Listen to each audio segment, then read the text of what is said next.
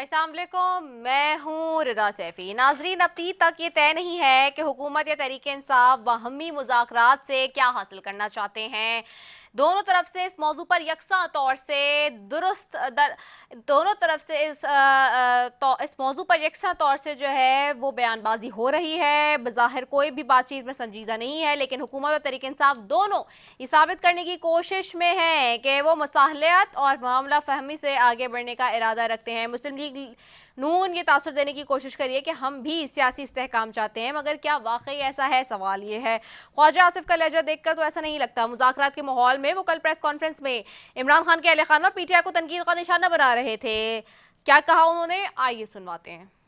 हर शख्स जो उनका बाहर बैठा हुआ है, चाहे उनकी बेगम है, चाहे उनकी अहले खाना है, उनकी हमशीरगान है, उनकी लीडरशिप जो है पार्टी की, सारे के सारे जो है वो इस चक्कर में है कि हम किसी ना किसी तरह जो है इस पार्टी को की जो भी इस वक्त हालात हैं उनको किसी तरह सियासी तौर पे। सवाल ये कि मुस्लिम लीग नून मुज़ाकरात का नारा लगाकर इस तरह की बयानबाजी क्यों कर रही है? राना तनवीर तो दो हाथ आगे चले गए। उन्होंने तहरीक इंसाफ को मुल्क दुश्मन और फॉरेन एजेंट करार दे दिया। क्या कहा उन्होंने, आइए आपको भी सुनवाते हैं। जो पीटीआई के लोग हैं वो टीवी पे कहते हैं कि वो राक एजेंट हैं और इंडिया से या यहूदियों से वो फाइनेंसिंग उनसी होती है, पैसे लेते हैं और पाकिस्तान के खिलाफ काम कर रहे हैं। अपनी कौम से कहना चाहता हूँ, माशाल्लाह बड़े बाशऊर लोग हैं, तो उनको समझ आ जानी चाहिए कि पाकिस्तान के खिलाफ बानी पीटीआई के जरिए कितनी बड़ी साजिश हो रही है। एक पार्टी की ये कैसी हिकमत अमली है कि उसी का बनाया गया स्पीकर मुज़ाकरात के लिए कोशिशें कर रहा हो, जबकि बाकी पार्टी के लोग जिससे मुज़ाकरात होने हैं उस पार्टी पर शदीद तनकीद कर रहे हों। क्या पीटीआई के साथ मुज़ाकरात में दूसरा फरीक मुस्लिम लीग नून नहीं बल्कि कोई और है? सवाल ये है क्योंकि मसालिहत के लिए जिस होमवर्क या एक दूसरे के लिए जिस एहतराम की ज़रूरत होती है वो देखने में नहीं आ रहा। मुज़ाकरात करने तो फिर मुस्लिम लीग नून डील का तासिर क्यों दे रही है? क्या पीटीआई एस्टैब्लिशमेंट से डायलॉग करना चाह रही है और मुस्लिम लीग नून मुज़ाकरात में खलल डालने की कोशिश कर रही है? इन्हीं सब पर बात करेंगे। मेरे साथ सीनियर अहम रहनुमा है मुस्लिम लीग नून से, सेनेटर हैं lieutenant general retire Abdul Qayyum साहब। उनको खुश आमदीद कहूँगी प्रोग्राम में। Thank you so very much sir for joining us. जी बहुत सेनेटर मेहरबानी। साहब, आपको आवाज आ रही है मेरी?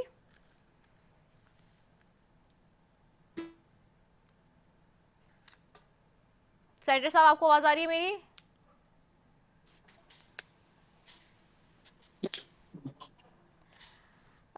Senator retired lieutenant general Abdul Qayyum साहब की तरफ जाएंगे जी, और मैं उनकी तरफ दोबारा जाऊंगी जी। Due to the technical some glitch आवाज़ नहीं आ रही। मैं उनसे फिर पूछूंगी। जी सर, आपको आवाज़ आ रही है?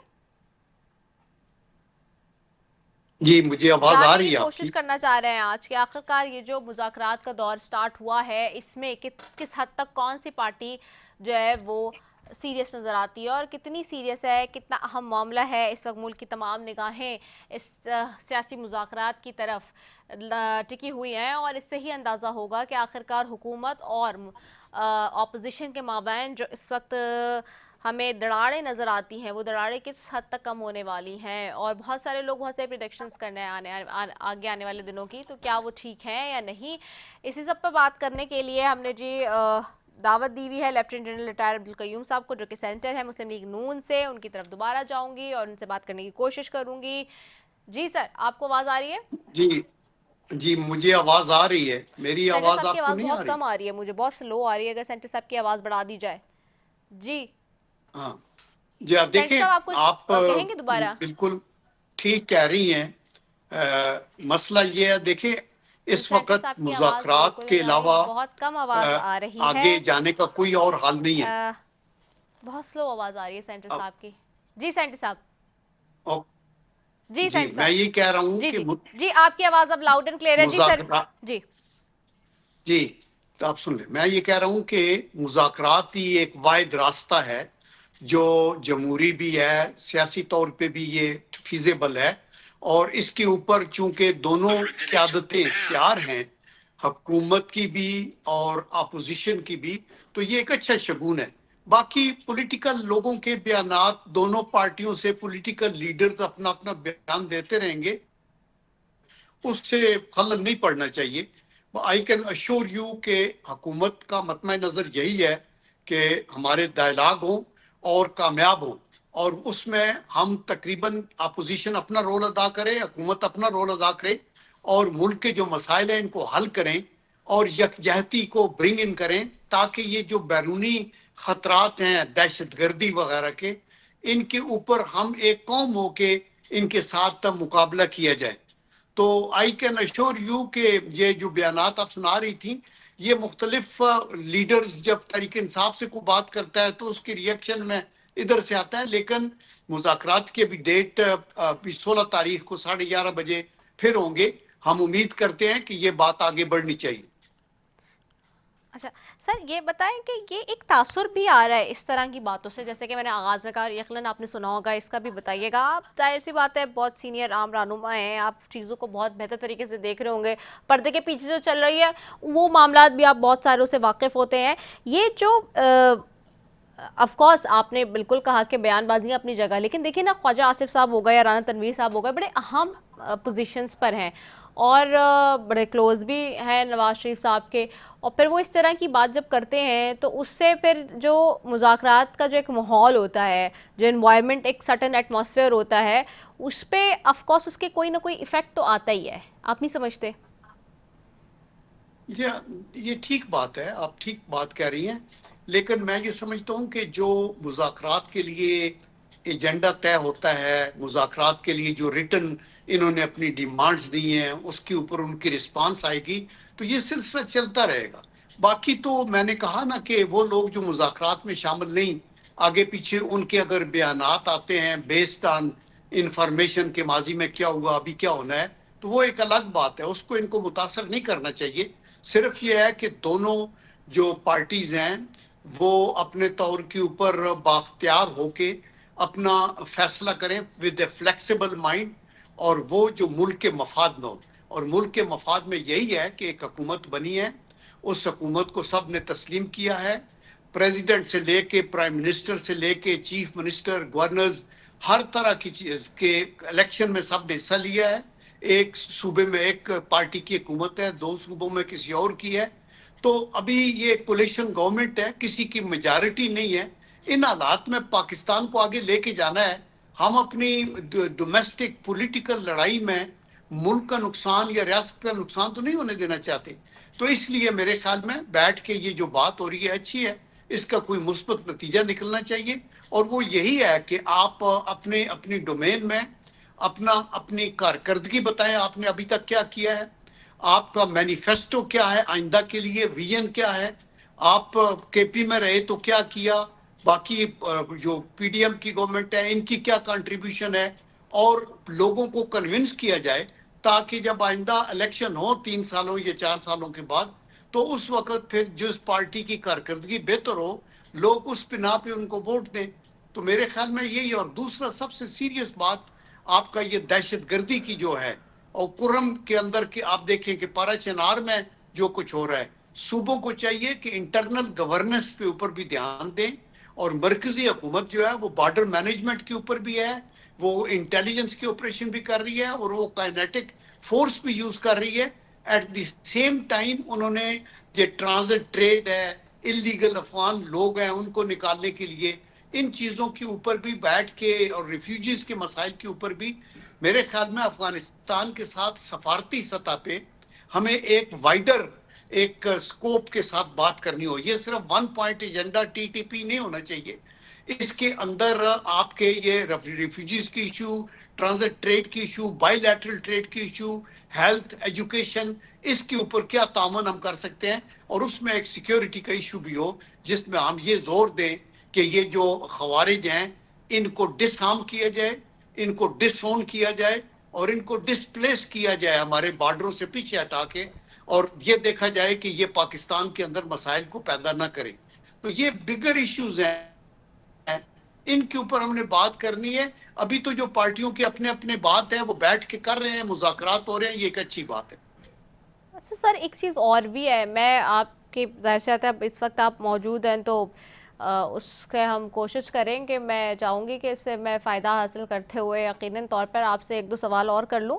इस वक्त हम देख रहे हैं कि एक जंग शुरू हो गई। हमने ये देखा कि ट्विटर के ऊपर भी और सोशल मीडिया के ऊपर दो केस ट्विटर जिस तरह से चल रहा है वो मुझे आपको हम सबको पता है, लेकिन जिस तरह भी चल रहा है उस चल तो रहा है इस वक्त भी मुल्क के अंदर, और वहाँ पे भी हम देख रहे थे कि ये एक तासुर बन रहा है, अनफॉर्चुनेटली कह लें, फॉर्चुनेटली कह लें, जो नई एडमिनिस्ट्रेशन आ रही है इस वक्त अमेरिका के अंदर, उसके कुछ लोगों के साथ, और जी कुछ यहाँ के कुछ निजी चैनल्स का भी, जिसमें हुकूमत भी और वो आपस में ट्रोलिंग और लड़ाई झगड़े, क्या ये इस तरह की चीज़ें भी हुकूमतों के लिए अच्छी होती हैं, और क्या हुकूमतों को इस तरह के इश्यूज़ में इन्वॉल्व होना चाहिए?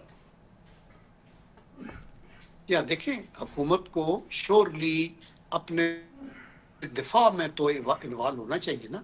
आज के दौर में ये जो सोशल मीडिया है या इंफॉर्मेशन टेक्नोलॉजी है या ये आर्टिफिशियल इंटेलिजेंस है, this has become a major part of the hybrid war. और जब इस तरह के नैरेटिव बाद में बार बैरूनी मुल्क में हिंदू और यहूदी लिख के हमारे लोगों के मुंह पे लेबल लगा के उनको माउथ पीस बना के पाकिस्तान की अफवाज और उसकी क़यादत को गालियां देते हैं और मुल्क के मफाद के खिलाफ कि इनकी इकनॉमिक स्ट्रेंगुलेशन हो, IMF पे जोर होता है, वहां करारदादें मंजूर होती हैं, तो ये ऐसे तो नहीं होती। आपकी किसी एक पॉलिटिकल पार्टी की तो कोई अहमियत नहीं है। उनको क्या दर्द पड़ गया है अमेरिकन को ह्यूमन राइट्स का पाकिस्तान के अंदर? ये तो वही लोग हैं जिन्होंने खुद गुएंतानामा बे बनाई और लोगों को नंगे करके तो वो कुत्ते छोड़े उनके ऊपर, और बेगुनाह लोगों को मुल्ला ज़ईफ जैसे को रखा 3 साल के बाद, फिर छोड़ा और कहा कि ये बेगुनाह है। तो ये हमें ये करारदादें मंजूर हो रही हैं, इनको कोई मोहब्बत ना तहरीक इंसाफ से है ना इमरान खान साहब से है। ये एक दुश्मनी है पाकिस्तान से, और इसके पीछे यहूदियों की एक लॉबी है, स्ट्रॉन्ग लॉबी है वाशिंगटन के। इंडिया का राज जो है वो it is on a killing spree in Pakistan. उन्होंने जिक्र किया कनाडा में उन्होंने क्या किया, अमेरिका में क्या किया, इनके डिफेंस मिनिस्टर ने ये एक्सेप्ट किया कि पाकिस्तान में हमने 20 लोगों को हलाक किया है। और अभी भी ये जो तहरीके तालिबान है इसके पीछे, और अभी भी तालिबान उनके साथ कंधा जोड़ रहे हैं। ये जो हिंद अथवा वाले IS के लोग हैं उनके इंडिया के, तो ये सारी चीजें हैं जो बड़ी सीरियस चीजें हैं। तो इसके ऊपर हुकूमत ने अपना दफा जरूर करना है, लेकिन हमें ये देखना होगा कि ये जो बैरूनी नैरेटिव्स चलते हैं इनके आथर भी बाहर बैठे हैं, और वो हिट करते हैं आपकी सेंटर ऑफ ग्रेविटी पे। और आपकी सेंटर ऑफ ग्रेविटी क्या है? नेशनल यूनिटी, उसको तोड़ना है। और आपकी सेंटर ऑफ ग्रेविटी क्या है? आर्म फोर्सेस की स्ट्रेंथ, उसको तोड़ना है। इसलिए हर फॉल्ट लाइन को, खा वो फिरका वारियत हो, सूबाइयत हो, आपकी वो ये आपकी नेशनल सिक्योरिटी के कोई इश्यूज हो, ये टेररिज्म हो, इनके अंदर वो एक्सप्लॉइट करते हैं। कुर्रम में भी दहशतगर्दी इन्वॉल्व थी, आपने देखा। और उधर भी अभी हिंदू जो हैं, आप ये देखें कि through out in the four front रहे जब नेटो ने अफगानिस्तान पे कब्जा किया हुआ था, उनके 12 जासूस खाने, कौंसल खाने हमारे बॉर्डर के साथ थे। वो उन्होंने इन पश्तूनों की ईंट से ईंट बजाने में साथ थे, लेकिन अभी वो दोस्ती कर रहे हैं और वो साथ मिलके तो वो कह रहे हैं कि उनकी मुलाकातें हो रही हैं दुबई में और ये हो रहा है। क्या वो पाकिस्तान के हमदर्द हैं? तो मेरे ख्याल है हमारे पश्तून भाइयों को ये सोचना होगा, तालिबान को भी, कि ये जो सारी गेम है, ये गेम किसी लिहाज से भी ना तालिबान के फेवर में है, ना मुसलमानों के फेवर में है, ना पाकिस्तान के फेवर में है। हमें मिल के इन चैलेंजेस का मुकाबला करना है और इंशाल्लाह हम करते रहेंगे। अच्छा सर, ये भी बताइएगा, बिल्कुल आपने ज़बरदस्त बात की, इसमें ये भी बताइएगा कि जो अब हम देख रहे हैं कि जो 16 जनवरी को इजलास तलब हो रहा है कमेटियों पर, मुज़ाकराती कमेटियों का, वो PTI की दरख्वास्त पर हो रहा है। एक डेडलॉक और बना था इसमें, वो ये था कि हुकूमत कह रही थी कि जी ब्लैक एंड वाइट में आए चीज़ें, और PTI ये कह रही थी कि जी चूँकि जो भी मुज़ाकराती कमेटियों में डिस्कशन हुआ है वो मिनट्स बन चुके हैं, उसके लिए ब्लैक एंड वाइट में देने की ऐसे ज़रूरत नहीं है। तो इस डेडलॉक का कोई सोल्यूशन निकल आया है अभी तक? आई एम श्योर कि इसका, दैट इज वाई ये डेट फिक्स हुई है ना, कि आगे एक तो इजलास होगा इसका असेंबली का, दूसरा ये भी आपस में रिज्यूम करेंगे। देखिए, लिख के उन्होंने डिमांड मांगी, उसमें कोई अरेंज नहीं है, उसमें मेरे ख्याल इमरान खान साहब ने भी ओके किया कि आप दे दें। लेकिन the fact of the matter is कि तहरीक इंसाफ अनफॉर्चुनेटली एक चोर दरवाजे से हुकूमत में आई थी। आपको ये पता है कि क्या हुआ था, और ये खुद कन्नों पे हाथ लगा के कहते थे वो आने वाले हैं, हमें लेके आए। फिर ये वहां आके तो बिल्कुल नीचे लगे रहे, और इसका इतराफ फिर बाद में किया कि जब इनकी हुकूमत टूटी तो उन्होंने कहा हमें तो किसी ने काम नहीं करने दिया। अगर काम नहीं करने दिया तो आप रिजाइन करते या इंश्योर करते कि आप अपना काम खुद करें। फिर जब नो कॉन्फिडेंस वोट हुआ तो आपने देखा कि ये उधर उसको मानने से इनकारी थे, स्पीकर समेत सब वायलेटिंग द कॉन्स्टिट्यूशन।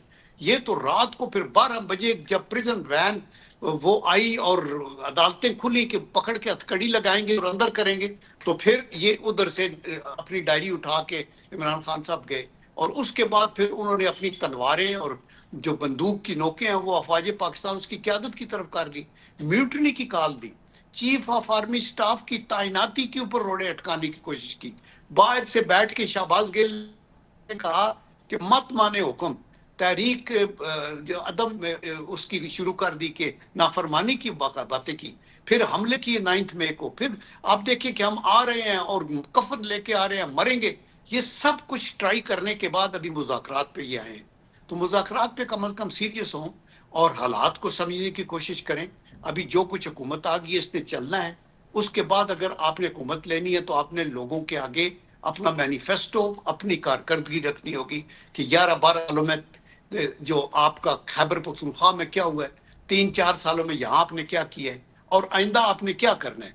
तो फिर आई एम श्योर के लोग अपनी ईमानदारी के साथ फैसला करें, जिसको लेके आए वो हुकूमत को चलाएगा। ठीक हो गया। अच्छा सर, ये भी बताइएगा, बस लास्ट सवाल मैं आपसे करूंगी कि एक इस दो चीज़ें हैं मेरे सवाल की। एक तो ये कि जब जहां हम अभी थोड़े से आगाज़ में ये बस डिस्कशन कर रहे थे, जो आपने शॉर्ट्स भी सुने कि इस तरह की शॉर्ट जब इस तरह की जब बातें आती हैं तो इफेक्ट तो आता है, मतलब डायरेक्टली इनडायरेक्टली जो भी आप कहें, लेकिन उसमें कि तासुर ये भी जा रहा होता है कि क्या पीटीआई एस्टैब्लिशमेंट से डायलॉग करना चाह रही है, मुस्लिम लीग नून नहीं चाह रही मुज़ाकरात करना है, या कहीं कोई खलल पेश इसमें पैदा होने की कोशिश हो रही है। और दूसरी बात ये कि पीपल्स पार्टी भी नाला है इस वक्त हुकूमती पॉलिसीज़ से और चीज़ों से, जो वो बारहा कह चुके हैं 2 से 3 मरतबा। तो इस सिचुएशन में, सारी इस मुज़ाकरात की सिचुएशन में क्या पीपल्स पार्टी भी ऑन बोर्ड है सर? देखिए, मुज़ाकरात में तो पीपल पार्टी ऑन बोर्ड है ही, तो उनके लोग वहां बैठते हैं ना, उसमें तो कोई डाउट नहीं है। दूसरा, जहां तक एस्टेब्लिशमेंट का ताल्लुक है, वो भी तहरीक इंसाफ ने बड़े जोरदार तरीके से कहा था कि हम तो उन्हीं से करेंगे जो मैटर करते हैं। और फिर जब उन्होंने कहा कि हम मैटर नहीं करते, मैटर आपके पॉलिटिकल अपोनेंट्स करते हैं, पार्लियामेंट में बैठ के करें, तो फिर ये इस तरफ आए। तो पीपल पार्टी के साथ हमारे अदरवाइज चूंकि वो कोलिशन पार्टनर है, उनकी कुछ डिमांड है जो कि जायज भी हो सकती हैं, उनके गिले भी हो सकते हैं। तो ये इन्होंने मिल के तय करना है और वो हुकूमत उसको मिल के तय कर रही है। लेकिन पीपल पार्टी इस डायलॉग के तो फुली फेवर में है। दैट इज वाई सारी जमातों के नुमाइंदे, सिर्फ पीपल पार्टी नहीं, सिर्फ तहरीक इंसाफ के अलावा सारी जमातें इकट्ठी बैठ के तो ये डायलॉग में शामिल है। ये ऑलमोस्ट एक ऑल पार्टी का एक गेट टुगेदर होता है, तो इसलिए उसमें फिक्र की बात नहीं है। ठीक हो गया है, बहुत शुक्रिया। हमारे साथ lieutenant general retired Abdul Qayyum साहब सेंटर PMLN से मौजूद थे जी, और गुफ्तगू हो रही थी हमारी खास तौर पे अहम मुज़ाकरात के हवाले से, अफगानिस्तान पॉलिसी के ऊपर भी, और जिस वक्त सोशल मीडिया के हवाले से चीज़ें चल रही हैं हुकूमत माबैन अपोजिशन के दरमियान, इस पर हमने गुफ्तगू की। नाजरीन, दूसरी जानिब अगर बात करें ख़ास तौर पर जहाँ पर एक तरफ ये सारे मामलात हैं, वहीं पर ऑपोजिशन किस तरह से देखती है इन सारी चीज़ों को, ये बहुत इम्पॉर्टेंट है। साथ ही साथ ये भी बहुत इम्पॉर्टेंट है कि क्या PTI भी उसी तरह से चीज़ें समझ रही है जिस तरह से हुकूमत से समझ रही है। इसके ऊपर मज़ीद बात करेंगे, लेकिन यहाँ एक शॉर्ट कमर्शियल ब्रेक की तरफ जा रही हूँ, इसके बाद वापस आ रहे हैं। Stay tuned.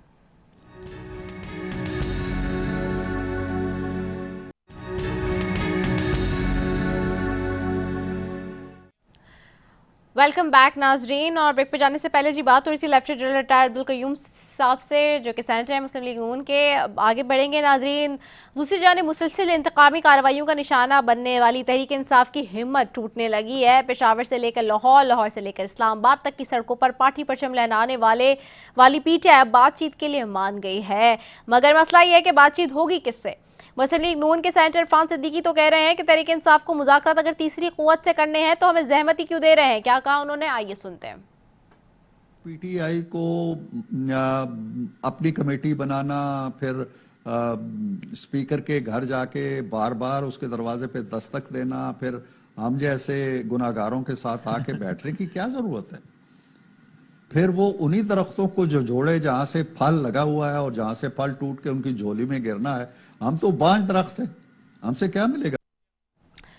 मगर जिस हिसाब से बयानबाजी हो रही है ऐसा लग नहीं रहा। सवाल ये कि तहरीक इंसाफ किससे बात करना चाहती है? क्या इत्तेहादी पार्टियों की हुकूमत या सिर्फ मुस्लिम लीग नून से जरिए एस्टैब्लिशमेंट से, या फिर एस्टैब्लिशमेंट के जरिए मुस्लिम लीग नून से? एक तरफ पाकिस्तान तहरीक इंसाफ ने स्पीकर कौमी असम्बली सरदार अय्याज सादिक को मुज़ाकराती कमेटियों का इजलास बुलाने की दरख्वास्त कर दी है, तो दूसरी तरफ पार्टी रहनुमा शौकत यूसुफजई ने कहा है कि 9 मई और 26 नवंबर पर कमीशन के मामले में पेशरफ ना हुई तो मुज़ाकरात खत्म हो जाएंगे।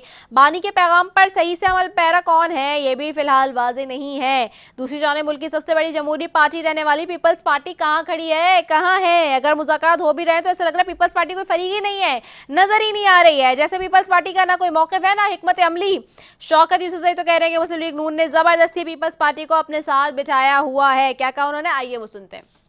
अच्छा, शहबाज शरीफ कह रहा हूँ जी। शहबाज शरीफ जो है वो उसका बेनिफिशियरी है, पीएमएलएन बेनिफिशियरी है। अब पीटीआई तो पीपल्स पार्टी को तो जबरदस्ती वहां पे बिठाया गया है ना, उनके ऊपर तो एक और तलवार लटकाई हुई है, वो बेचारे मजबूरन वहां बैठे हुए हैं। ये सवाल हमने अपने प्रोग्राम में पीपल्स पार्टी के नुमाइंदे से ही करेंगे कि मुस्लिम लीग नून ने उनको क्यों ज़बरदस्ती बिठाया हुआ है, आखिर क्यों पीपल्स पार्टी वाले बेचारे बने हुए हैं जो इस वक्त सबसे मजबूत पार्टी है, फिर वो क्यों बेचारगी का मुजाहिरा कर रहे हैं। इसी सब पे बात करेंगे। मेरे साथ मौजूद है सुहेल सुल्तान है एमएनए तहरीक इंसाफ से, और मेरे साथ पीपल्स पार्टी से हैं अफखानजादा चठान, सीसी के मेंबर हैं, मरकजी रहनुमा है पीपल्स पार्टी के जी, और बड़े वोकल होते हैं, उनको पता होता है चीज़ों का। तो दोनों को खुश आमदेद कहूँगी, और जो है वो अखवानजादा चटान साहब की तरफ जाऊँगी। अखवानजादा चटान साहब, आवाज़ आ रही है आपको मेरी? जी बिल्कुल आवाज़ आ रही है, क्लियर आ रही है। अखवानजादा चटान साहब ये बताइएगा कि पीपल्स पार्टी क्या वाकई ज़बरदस्ती बैठी है? शौकत यूसुफजई का साहब कह रहे हैं कि पीपल्स पार्टी तो बेचारी ज़बरदस्ती नून लीग ने उनको अपने साथ बिठाया हुआ है। ये बेचारी क्यों बनी हुई है पीपल्स पार्टी? सारे मुज़ाकरात की जो अहम मुज़ाकराती डायलॉग अब होने जा रहे हैं मुल्क के अंदर, एक ग्रैंड डायलॉग की बात हो रही है, इसमें ये पीपल्स पार्टी कहाँ है, क्यों खामोश है? इतनी वाइब्रेंट पार्टी, इतनी वोकल पार्टी, इतनी इंपॉर्टेंट पार्टी क्यों चुप है?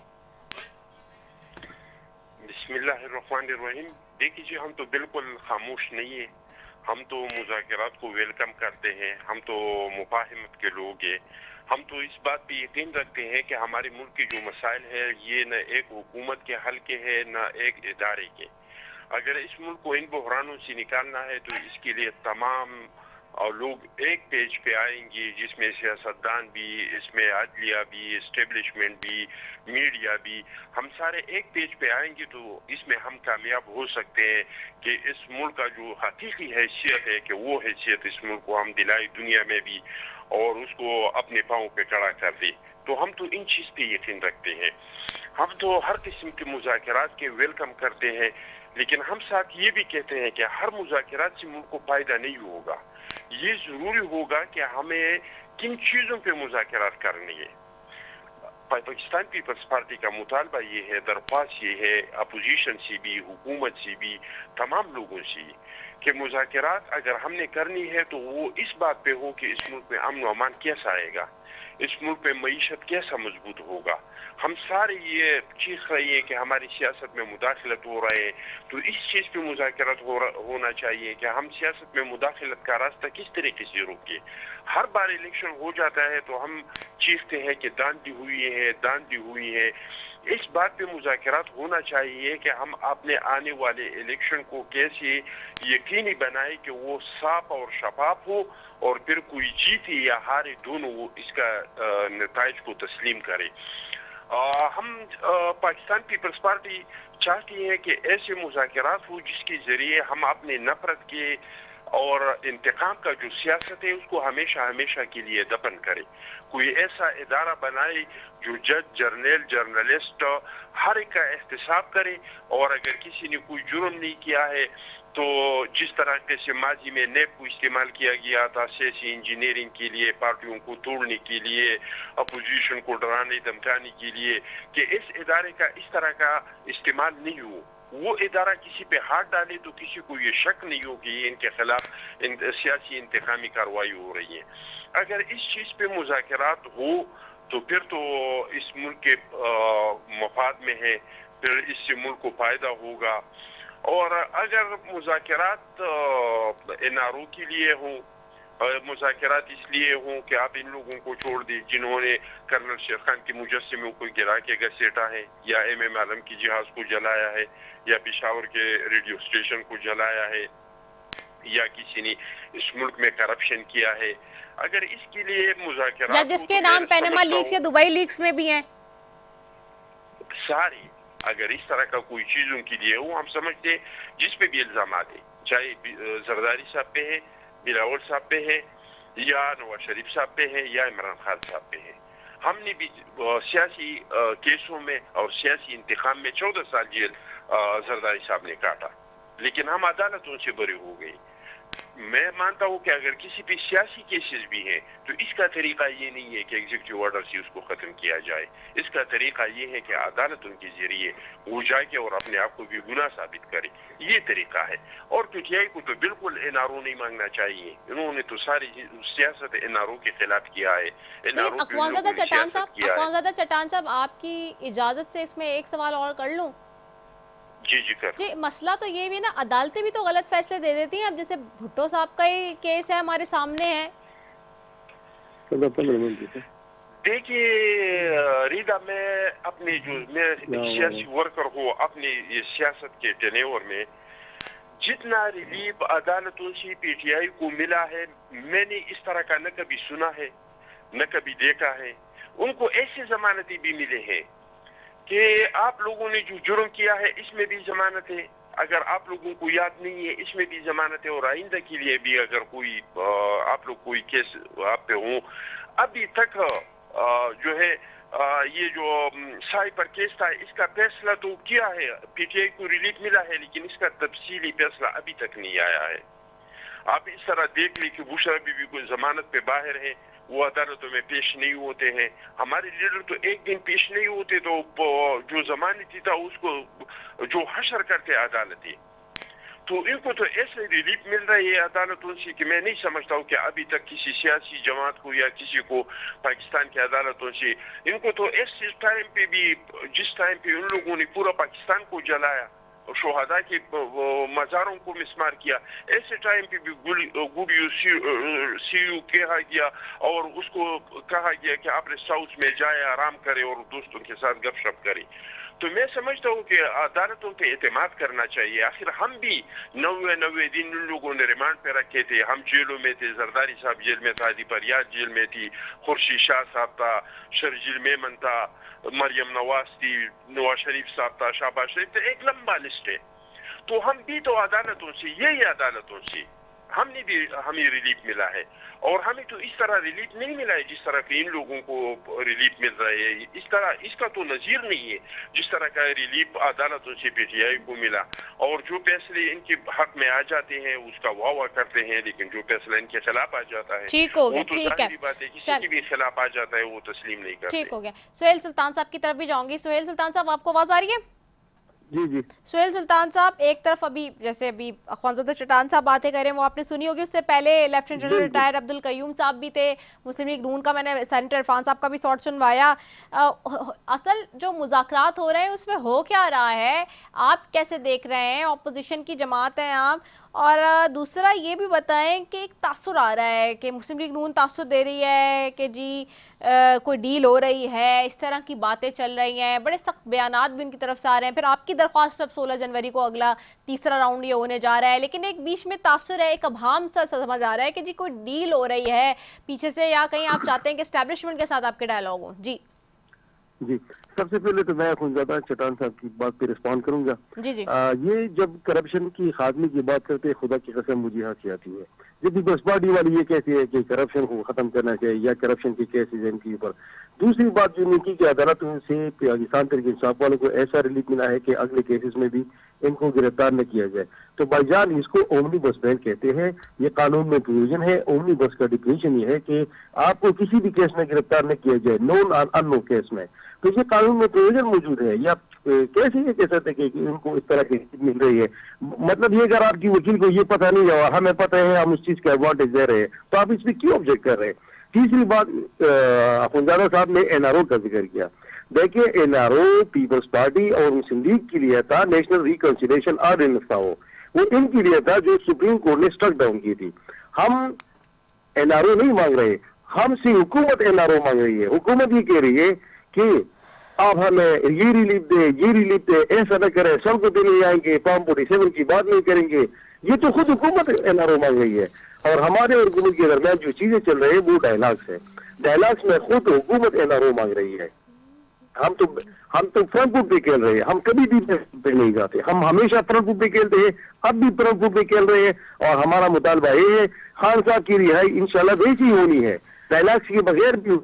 ये तो इन मुज़ाकरात तो इन्होंने शुरू की है, इसलिए शुरू की है क्योंकि इनको डर है कि खान साहब अगर बाहर निकल आएगा तो इनके साथ जो है करोड़ों आवाम खड़ी होगी और फिर इस हुकूमत का जो है तख्ता उलट जाना है। क्योंकि ये फॉर्म 47 की हुकूमत है और उन्होंने ये इलेजिटिमेट हुकूमत है और इन्होंने आगे नहीं जाना है। तो इसलिए, और जब ये बात कर रहे इकानमी की या स्टेबिलिटी की, स्टेबिलिटी, इकानमी, पीस, ये चीजें तब होगी ना जब हुकूमत में हकीकी जमहूरियत होगी, जब हुकूमत में हकीकी हुक्मरान आएंगे, जब जिन लोगों ने जिनको वोट दिया है वो हकीकी तौर पर हुक्मरानी करें। तो जब फॉर्म 47 के जरिए आप ऐसे लोगों को मुसल्लत करते हैं जिनको ना किसी ने वोट दिया है, ना वो अवामी नुमाइंदे हैं, ना वो अवामी मैंडेट रखते हैं, तो फिर आप कैसे, किस मुंह से आप फिर अमन की बात करते हैं, किस मुंह से आप इकोनॉमी की बात करते हैं? तो मेरे कहने का मकसद ये है, ये जो डेडलॉक पैदा किया जा रहा है ये सिर्फ और सिर्फ इसलिए क्योंकि ये खुद हुकूमत एनआरओ मांग रही है, ये मिन्नतें कर रही है कि आप ऐसा नहीं करेंगे, ऐसा नहीं करेंगे, ऐसा नहीं करेंगे। जो खान साहब वजीर है और वो नहीं मान रहे। खान साहब का यही कहना है कि खान साहब ने तो किसी डायलॉग के जरिए बाहर नहीं निकलना है, वो तो केसेस अदालत में पढ़नी है। सारे केसेस को हल करा के ही खान साहब बाहर निकलेंगे ना, तो इनकी कोई जरूरत ही नहीं है हमें। तो अदालतों में केसेस पेंडिंग है, अदालती प्रोसेस के जरिए ही खान साहब बाहर आएंगे।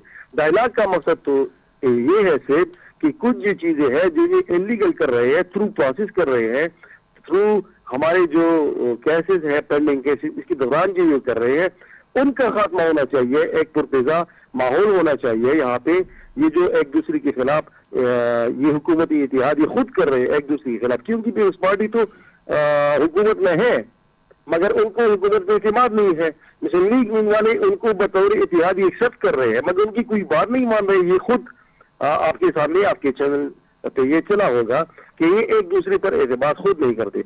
वजह ये है, इनको पता है कि जब भी खान साहब जिस दिन बाहर निकलेगा तो इंशाल्लाह हम वही दोबारा प्रोटेस्ट करेंगे, वही हम सड़कों पे होंगे। फॉर्म 47 की हुकूमत अब आज भी नहीं मानते और कल भी नहीं मानते। अच्छा, इसमें एक और बात बता दीजिए ना। चले, ये तो एनआरओ मांग रही है, आपने वाली बात की, आपने मुझे एस्टैब्लिशमेंट वाली बात जो है ना इसमें वो जो है मिसअप कर दी कि क्या आप चाहते हैं कि एस्टैब्लिशमेंट के साथ ही डील हो, उन्हीं के साथ मुज़ाकरात हो? क्योंकि एक तासुर तो ये आ रहा है हुकूमत की तरफ से। डील और मुज़ाकरात दो अलग अलग चीजें हैं जी। हमने कभी भी डील की बात नहीं की है, ना हमारा मुतालबा है डील का। हम मुज़ाकरात कर रहे हैं। हमारी एक कमेटी है जो कि खान साहब ने कायम की हुई है और हुकूमती कमेटी जो है वो भी नोटिफाइड है। उनसे हमारे मुज़ाकरात है और उनसे ही हमारे मुज़ाकरात जारी है और हम मुज़ाकरात भी उन्हीं से चाहते हैं जो हुकूमती कमेटी है। अच्छा, मुज़ाकरात उन्हीं से चाहते हैं। ठीक है, बहुत शुक्रिया सोहेल सुल्तान साहब आपका, अखवानज़ादा चट्टान साहब आपका, दोनों मौजूद का। मेरे पास टाइम बहुत ख़त्म हो गया, बिल्कुल ख़त्म हो गया। इससे पहले हमारे साथ G centre lieutenant general retired Abdul Qayyum साहब भी थे। अच्छा, लब्बे लुबाब अगर ये बात की जाए कि जी हर बंदा ये कहता है कि हम मुज़ाकरात चाहते हैं, लेकिन पीटीआई ने आज एक नया कटा भी खुल दिया। ऐसे सुल्तान साहब कह रहे हैं कि हुकूमत मांग रही है एनआरओ हमसे। ये एक बड़ी अजीब सी बात सामने आ गई, क्योंकि अभी तक हुकूमत कह रही थी कि जी पीटीआई एनआरओ मांग रही है, लेकिन अगेन पीटीआई उसी बात पर आ गई कि एनआरओ तो हुकूमत मांग रही है, हम नहीं मांग रहे, क्योंकि वो अपनी शराइत तो ज़वाबित के तहत मुज़ाकरात चाहते हैं।